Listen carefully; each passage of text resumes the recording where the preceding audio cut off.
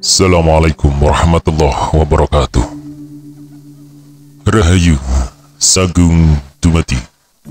Kembali lagi di channel Babat Nusantara. Pada kesempatan kali ini akan menceritakan Gajah Mada seri kelima, Hamukti Moksa, bagian ke-3.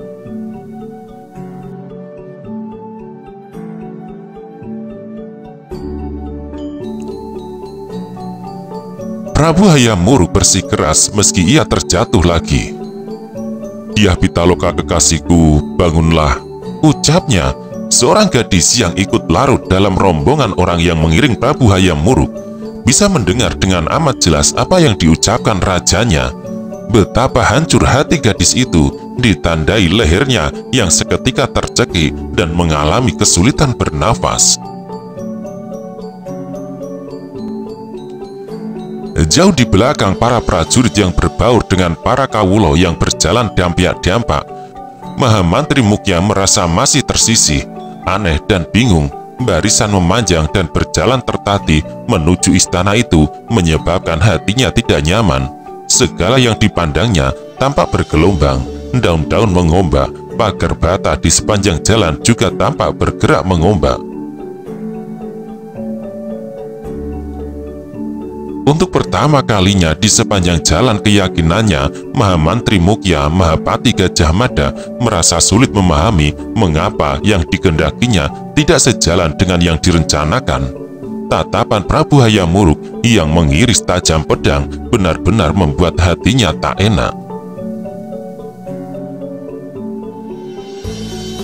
Sama berantakannya dengan apa yang dirasakan Prabu Hayam Wuruk, Bradabasu memandang jalan setapak di depannya dengan tatap mata mengombak ayun tak jelas. Di atas punggung kudanya yang berjalan pelan menelungkupkan anak lelakinya yang telah lama hilang. Kembalinya sang prajaka ternyata bersamaan dengan kematiannya. Lebih celaka lagi, kematian prajaka terjadi melalui anak panah yang dilepasnya. Bradabasu telah membunuh anaknya sendiri. Tetap beku wajah Bradabasu ketika meloncat turun dari punggung kudanya. Bradabasu memilih berjalan kaki menjelang memasuki pedukuhan tempat tinggalnya. Para tetangga terkejut melihat Bradabasu pulang membawa tubuh menelungkup di atas kuda.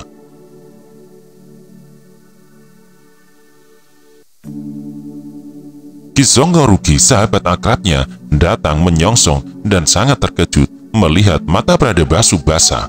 Lebih terkejut Ki Songo Rugi melihat tubuh menelungkup di atas kuda itu. Wajah itu sungguh dikenalinya. Melihat sang prajaka tidak lagi bernafas menyebabkan kaki Ki Songo Rugi bergetar. "Kakang Songo, bolehkah aku minta tolong?" tanya Bradabasu dengan suara amat parau. Sigap Ki Songo Rugi menempatkan diri. "Apa yang harus aku lakukan, Adi?" Pandang mata Bradabasu larut tertuju pada wajah anak lelakinya yang tidak lagi menampakkan tarikan nafas. Kemudian Bradabasu menengadah. Di langit seolah tampak adik perempuannya yang amat menyesalkan mengapa peristiwa itu harus terjadi. "Maafkan aku, Kembang Arum," ucap Bradabasu dalam hati. "Maafkan aku, Mahisa Kingkin. Aku juga tak tahu mengapa peristiwa ini harus terjadi." Ki Songo Rugi tercekat. Di sepanjang waktu ia bertetangga dengan mantan prajurit pasukan khusus Bayangkara itu, tidak pernah sekalipun ia melihat Bradabasu menangis. Jangankan Ki Songo Rugi yang hanya seorang tetangga, bahkan istrinya Nyai Dyah Menur Sekar Tanjung sekalipun tak pernah melihat Bradabasu menangis. Namun kali ini mantan prajurit pilih tanding, terutama dalam ilmu sandi itu, tak merasa malu untuk menitikkan air mata.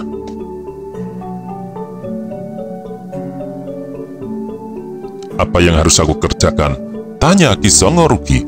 Bradabasu yang hampir sampai rumahnya itu melangkah bagai tanpa tenaga, lalu duduk di atas bungkahan kayu. Tarikan nafasnya yang panjang berasal dari rongga dada yang sebenarnya telah kosong tak ada isinya.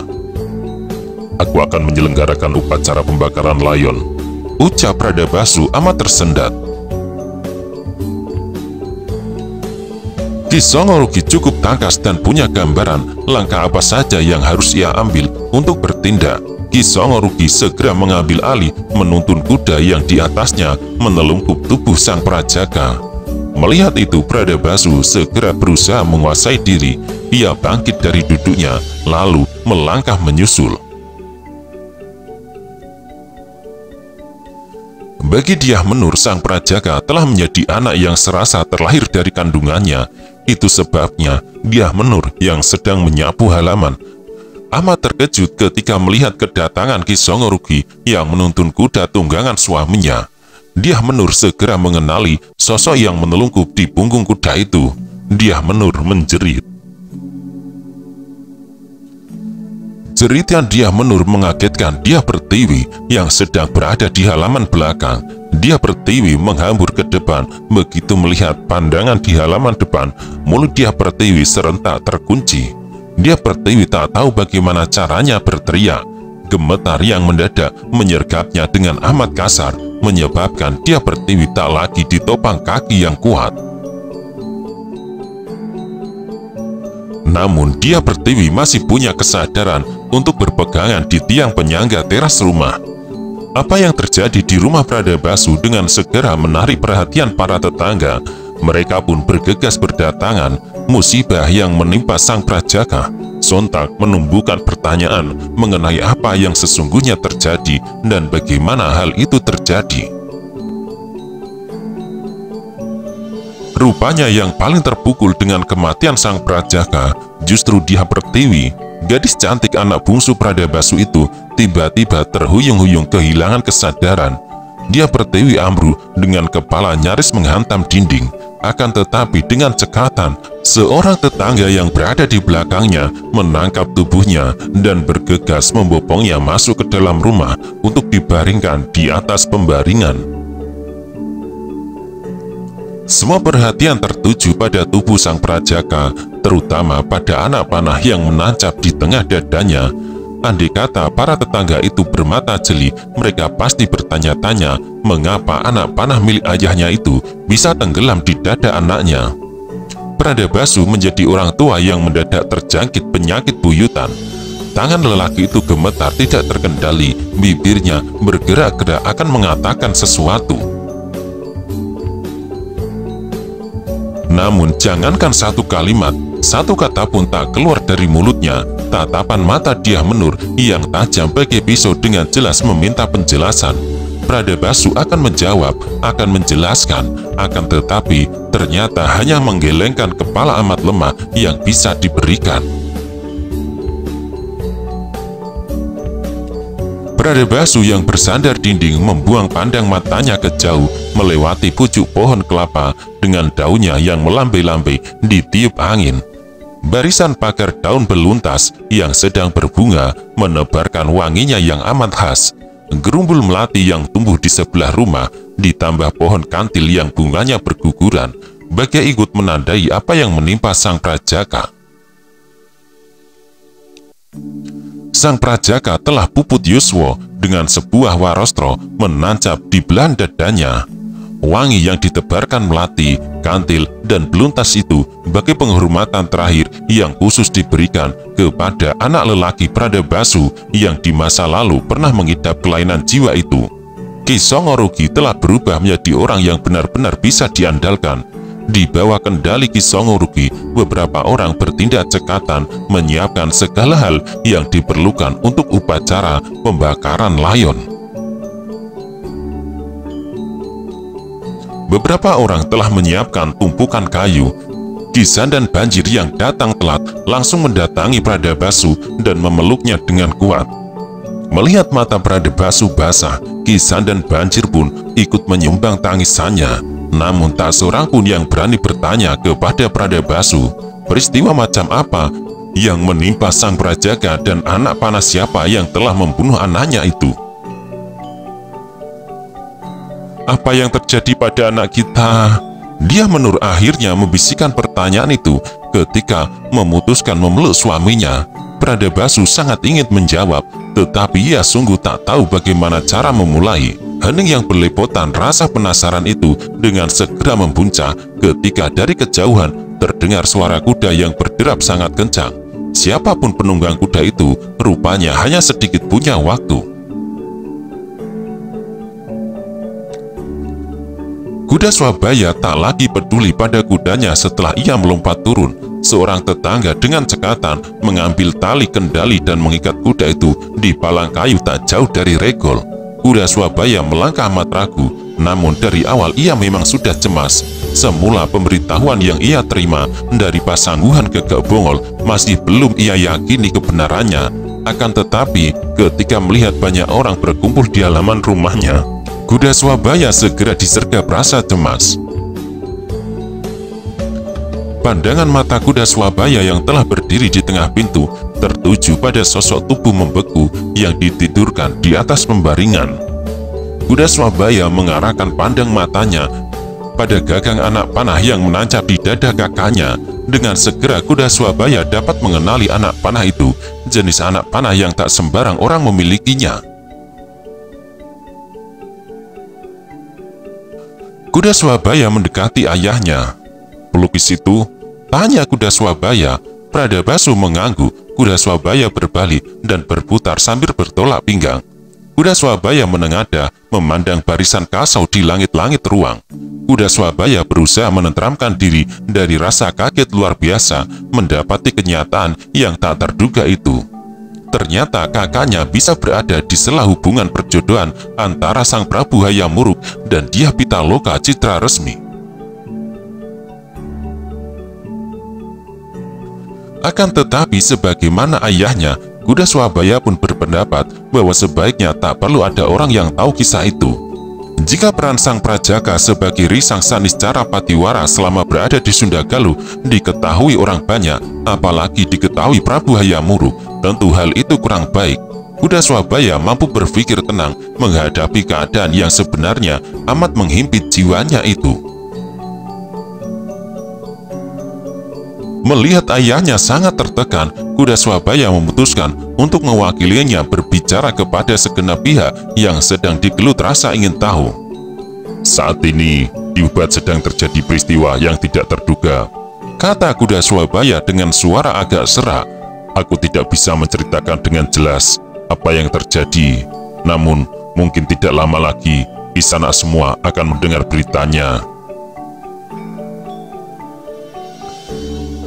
Kakang Prajaka bernasib sial. Ia berada di tempat itu ketika kekacauan terjadi. Sebuah anak panah mengenai dadanya. Kakang Prajaka berada di tempat yang salah, dan di waktu yang salah. Itulah peristiwa yang menimpa kakakku. Para tetangga yang berdatangan ke rumah Pradabasu terkejut mendengar penjelasan itu. Mereka sama sekali tidak menduga bahwa telah terjadi kekacauan yang tidak terkendali di lapangan Bubat. Namun dengan segera mereka mengetahui dengan lebih jelas. Di antara para penduduk itu, ada yang bisa menceritakan. Para tetangga Pradabasu akhirnya hanya bisa menyesalkan mengapa nasib sial menghampiri Prajaka. Seiring waktu yang bergerak lambat, para tetangga telah sempurna dalam menyiapkan upacara pembakaran layon. Para perempuan tua yang bertugas menyiapkan berbagai sesaji juga telah tuntas dengan tugasnya. Suasana amat hening, tak ada suara kecuali isak tangis Dyah Pertiwi. Tubuh lunglai Sang Prajaka telah diletakkan di atas tumpukan kayu. Seorang tokoh agama Siwa telah dipanggil untuk memimpin rangkaian upacara. Pradabasu dipersilakan menjadi orang pertama yang menyulutkan api ke tumpukan kayu yang telah dibasahi minyak jarak. Namun Pradabasu nyaris tidak memiliki tenaga untuk melakukan tugasnya. Dengan sangat tegar, kuda Swabaya mengambil alih tugas ayahnya. Dyah Pertiwi kembali pingsan ketika api telah berkobar. Tak hanya Dyah Pertiwi yang pingsan, ketika api makin besar dan makin menjilat, Nyai Dyah Menur yang berdiri di sebelah suaminya mulai terhuyung. Akan tetapi kuda Swabaya adalah pemuda yang tangkas dan terengginas. Kuda Swabaya menangkap tubuh ibunya dan bergegas membopongnya masuk ke dalam rumah. asap berwarna putih dan hitam membumbung. Asap itu pasrah sepenuhnya pada gerak Maruta. Sedemikian banyak kayu yang disediakan untuk upacara penghormatan terakhir itu membuat asap membumbung tinggi dan bergerak ke arah utara. Beberapa orang petani yang sedang sibuk di sawah terheran-heran melihat asap itu. Mereka terus memperhatikan asap itu. Jika asap itu berasal dari orang yang membakar pawuhan, tentulah tidak akan sebesar itu. Lain masalahnya jika asap itu berasal dari rumah yang terbakar. Kau lihat itu? Teriak salah seorang dari mereka. Petani lain yang berusia sebaya mengerutkan kening. Rumah siapa yang terbakar itu? Ucapnya. Petani ketika yang sedang sibuk mengayunkan cangkulnya merasa tidak enak. Api itu terlampau besar dan berada di arah rumahnya berada. Aku pulang, ucap petani ketika. Perasaanku jadi tidak enak. Jangan-jangan rumahku yang terbakar. Tak hanya petani ketiga itu yang dilibas rasa ingin tahu, dua rekannya mengambil keputusan sama. Mereka ikut mengakhiri pekerjaannya. Keputusan mereka benar, mereka akan menyesal jika tetap berada di sawah. Bukan hanya cerita mengenai asal asap yang membumbung tinggi itu yang menarik untuk diketahui, peristiwa berdarah yang terjadi di lapangan Bubat juga cukup menjanjikan rasa kaget yang dijamin bakal menyengat. Di halaman rumah Pradabasu, semua orang tetap bergeming di tempatnya. Arah pandang mereka pun belum bergeser. Tak hanya Pradabasu yang merasa kehilangan, para tetangga yang pada umumnya mengenal Prajaka juga merasa kehilangan seseorang kerabat pedukuhan yang baik. Apalagi semasa hidupnya, sang Prajaka adalah pemuda yang ringan tangan. Beberapa kemampuan aneh yang dimiliki Prajaka juga menyebabkan orang sulit melupakan sosoknya. Apa yang tak bisa kau lupakan pada sosok sang Prajaka? Tanya Arya Sambit kepada Wirasarda yang berdiri di sebelahnya. Wirasarda kebetulan sedang melamun. Kenangannya melayang ke wilayah yang telah menjadi bagian dari masa silam, saat ia bersahabat akrab dengan mendiang Prajaka. Kemampuannya yang luar biasa dalam menghitung amat cepat. Aku yakin tak seorang pun bisa menandinginya. Lalu kemampuannya memahat berbagai bentuk patung kayu dan meniup seruling. Tak seorang pun di Majapahit yang mampu menandinginya, jawab Wirasarda. Arya Sambit sependapat dengan Wirasarda. Arya Sambit juga memiliki kenangan terhadap kemampuan langkah itu. Dalam pandangan sekilas, sang Prajaka mampu menghitung berapa jumlah burung kuntul yang sedang berarah terbang di angkasa.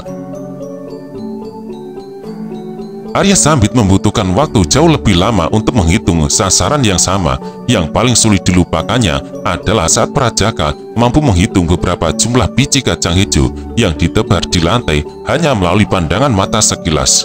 Kau benar, jawab Arya Sambit. Sang Prajaka yang di usia remaja tampak tolol itu berubah menjadi orang yang menari sejalan dengan usianya yang bergerak. Ia menari bukan hanya karena kemampuan menghitungnya yang sangat cepat itu, melainkan juga karena kemampuannya yang lain dalam bidang seni. Di tangannya, bonggol kayu jati bisa berubah menjadi benda seni yang indah. Bongkahan batu bisa menjadi patung Gupala setelah berhadapan dengan ayunan tatahnya. Padahal Ki Pradabasu sama sekali tak mengajarinya. Sama sekali tak jelas diperoleh dari mana kemampuan aneh itu. Ucap Arya Sambit itu menyebabkan Wirasarda gelisah. Sepengetahuanku, sang Prajaka itu bukan anak kandung Ki Pradabasu. Sangat mungkin keahliannya dalam bidang seni itu berasal dari orang tua kandungnya, kata Wirasarda. Apa yang disampaikan Wirasarda itu menyebabkan Arya Sambit terkejut. Arya Sambit terbelalak dengan tangan kiri menutup mulut. Benar begitu? Bisik Arya Sambit. Wirasarda mengangguk. Aku punya ceritanya. Akan aku ceritakan kepadamu, tetapi jangan ceritakan kepada orang lain, jawab Wirasarda. Arya Sambit mengangguk. Bagaimana? Kejar Arya Sambit dalam bisikan.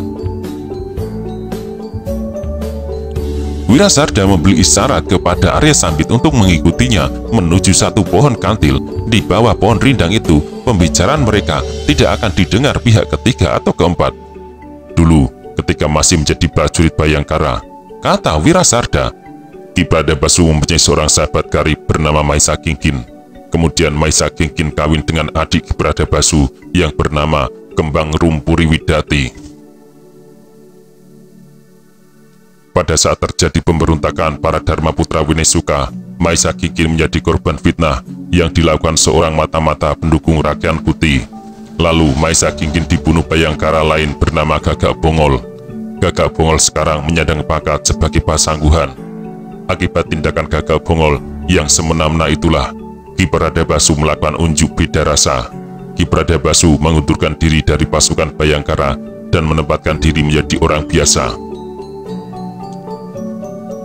Arya Sambit menyimak penuturan itu dengan penuh minat. Hubungannya dengan sang Prajaka apa? Tanya Arya Sambit. Wirasarda mengarahkan perhatiannya ke api yang makin menggila. Maisa Kingkin yang kawin dengan adik Ki Pradabashu itu mempunyai seorang anak laki-laki, sang Prajaka itu. Jawab Wirasarda. Arya Sambit terkejut. Oh begitu, kata Arya Sambit. Wirasarda mengangguk. Sang Prajaka bernasib malang. Ia lahir dalam keadaan cacat. Untunglah keadaan cacat itu hilang ketika ia dewasa. Ayahnya terbunuh akibat fitnah. Ibunya yang sangat mencintai suaminya memutuskan lampus diri. Itu sebabnya Ki Pradabashu terpanggil jiwanya untuk mengasuh anak itu. Kini kita melihat sang Prajaka akhirnya mati melalui cara yang menyedihkan juga. Tidak jauh dari cara kematian orang tuanya, mati terbunuh. Lanjut Wirasarda. Arya Sambit terdiam. Wirasarda pun tak lagi berbicara karena merasa telah tuntas penuturannya. Kasihan, gumam Arya Sambit. Wirasarda mengangguk. Di langit, Bagaskoro mencerca Wuryan tanpa selembar mendung pun yang berani menampakkan diri. Jangankan mendung, bahkan yang setipis mega pun tidak berani menampakkan diri. Arya Sambit yang menengada mendadak melihat barisan burung kuntul yang terbang berarak membentuk garisan lurus dan sudut siku pada pucuknya. Jika ada sang Prajaka, dengan mudah ia akan memperoleh jawaban berapa jumlah burung itu.